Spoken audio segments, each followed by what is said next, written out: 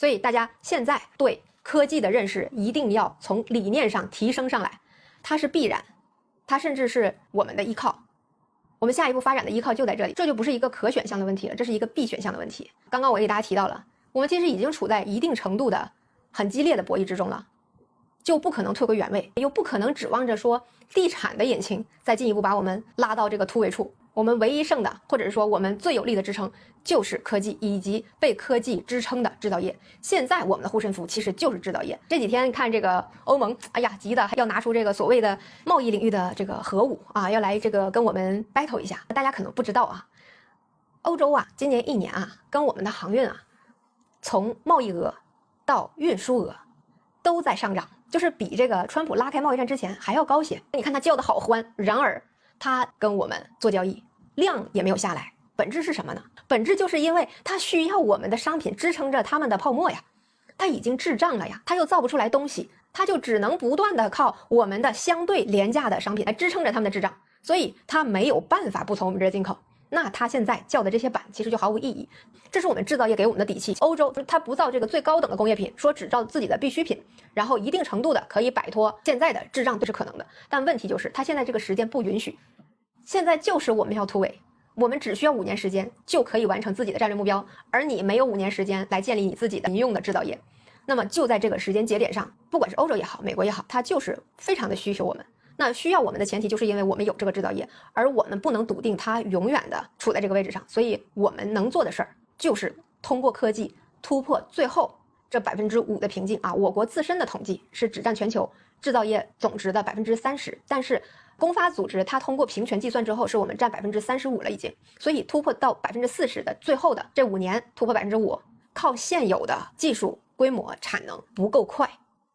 我们必须要快速的冲破这个限制，达到我们最后的这个安全区。所以我们现在要做的就是大力发展科技。这个科技不单纯是说它能拉动哪些产业呀，它够不够赚钱啊，它是决定了我们现在这场形同于 S3 的博弈能不能取得快速的最终的胜利的关键。所以各位你们要明白，你们手里拿的标的哪是跟老登可以比拟的，那是天赐的武器呀，同志们，所以拿住吧，好吗？千万不要乱动啊。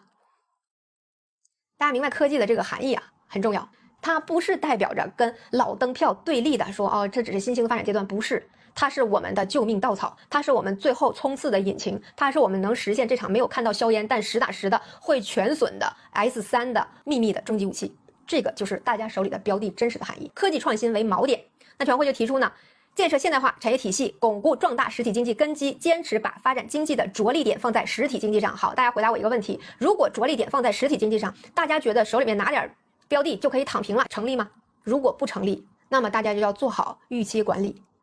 如果以实体经济为着力点，一定要记住这句话，以实体经济为着力点，那么我们市场的走势就不可能是一路奔上去，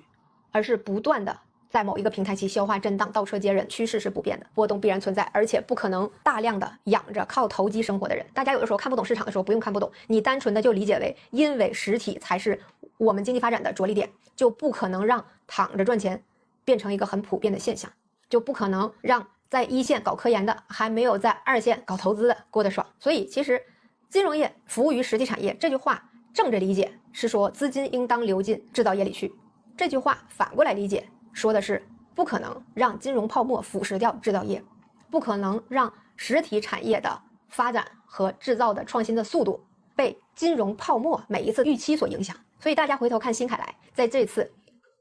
这个的展会上面，它实打实的取得的是我们真正要克服这个产业难题的重大的进步。但是如果要为了迎合市场的话，拿出来一个花架子一样的跟光刻机相关的一个东西出来，这个市场会很好看，但是于我们真正的实体制造业来说是巨大的退步和扭曲。所以一定要明白这句着力点放在实体产业上，这是一个重点，这是大家接下来稳定心态的一个锚定词。每次你说发生波动了怎么回事，为什么又有点回撤，看这句话，着力点放在实体经济上。